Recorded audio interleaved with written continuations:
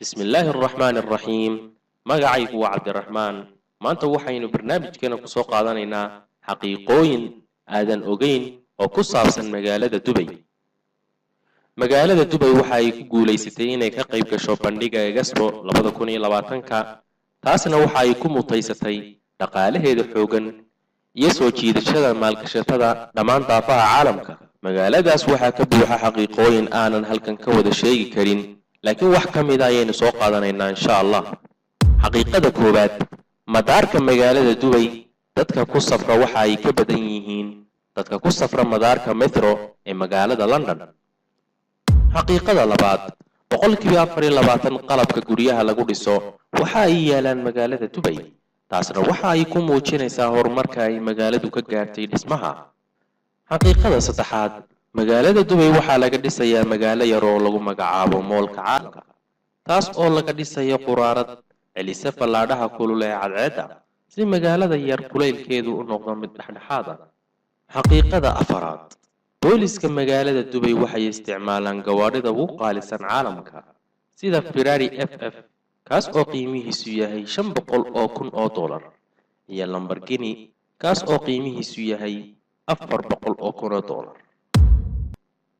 dhisida jasiiradda timirta waxa ay keensatay in lagu dhiso in ka badan 94 mitir oo iskuweer ah oo camuud ah. xaqiiqada lixaad fooqa burjul waa fooqa ku yaala caalamka ee ah 7 star. xaqiiqada toddobaad dadka ku nool dabaqyada sare ee fooqa burjul khalifa ee ugu dheer caalamka kaas oo ka kooban 160 dabaq.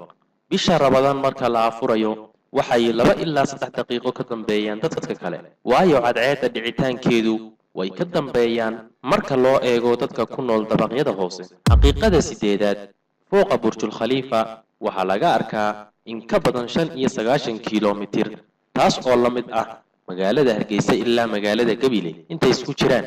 haddaad Gabiley joogto fooqa burjul khalifana ku yaala Hargeysa si fiican baad uga arkaysaa.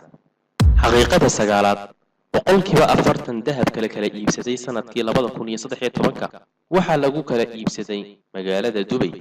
qiimihiisu waxa uu ahaa $70 milyan xajmigiisuna wuxuu ku dhawaa 2250 tan. xajmigaas waxa uu ka culus yahay xajmiga 350 maroodi. xaqiiqada tobnaad tirada dadka dalxiisayaasha ahaa sanadkii 2013 waxa ay ka badan yihiin tirada dadka ku nool magaalada saddexaad ee ugu tirada badan dadka dega waddanka Shiinaha taas oo ah magaalada Shenzhen oo ay ku nool yihiin 10 milyan oo qof. haddaad fiidiyowga ka heshay taabo like iyo subscribe sidoo kale waxaad taabataa jariska kaas oo kuu sahlaya fiidiyowga cusub sidii aad u daawan lahayd. It's the one and only Digo Double G.